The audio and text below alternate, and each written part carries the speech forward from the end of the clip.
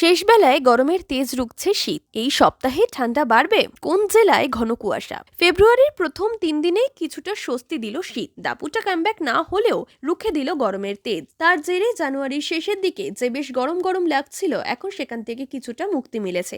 আজ কলকাতা সহ পশ্চিমবঙ্গের বিভিন্ন জায়গায় পারদ কিছুটা চড়লেও কিছুটা হলেও শীত শীত ভাব থেকেছে, যা ভোরের দিকে মালুম হয়েছে, আবার রাতের দিকে মালুম হবে। পারদ কিছুটা চড়লেও একেবারে লাফিয়ে বাড়বে না তাপমাত্রা, পারদ চড়তে পারে কিছুটা। আলিপুর আবহাওয়া দপ্তরের তরফে জানানো হয়েছে, আগামী 7 দিন পশ্চিমবঙ্গের বিভিন্ন জেলার সর্বনিম্ন তাপমাত্রা অর্থাৎ রাতের তাপমাত্রা বিশেষ হেরফের হবে না। সর্বোচ্চ তাপমাত্রা অর্থাৎ দিনের তাপমাত্রার ক্ষেত্রেও সেরকম কোনো পরিবর্তন হবে না বলে আলিপুর আবহাওয়া দপ্তরের তরফে জানানো হয়েছে। আগামী সপ্তাহখানেক পশ্চিমবঙ্গের সব জেলার আবহাওয়া শুষ্ক থাকবে। আগামী 9 ফেব্রুয়ারি পর্যন্ত পশ্চিমবঙ্গের কোনো বৃষ্টির পূর্বাভাস দেওয়া হয়নি, তবে কয়েকদিন কুয়াশা পড়বে। আলিপুর আবহাওয়া দপ্তরের তরফে জানানো হয়েছে, রবিবার পর্যন্ত উত্তরবঙ্গের সব জেলা দার্জিলিং, জলপাইগুড়ি, কালিম্পং, আলিপুরদুয়ার, কোচবিহার, উত্তর দিনাজপুর, দক্ষিণ দিনাজপুর এবং মালদা একটি বা দুটি অংশে হালকা থেকে মাঝারি কুয়াশা পড়বে। শুধুমাত্র বৃহস্পতিবার সকালের দিকে দার্জিলিং, জলপাইগুড়ি এবং কোচবিহারের একটি বা দুটি অংশে ঘন কুয়াশার দাপট থাকতে পারে। সেজন্য এই 3টি জেলায় হলুদ সতর্কতা জারি করা হয়েছে।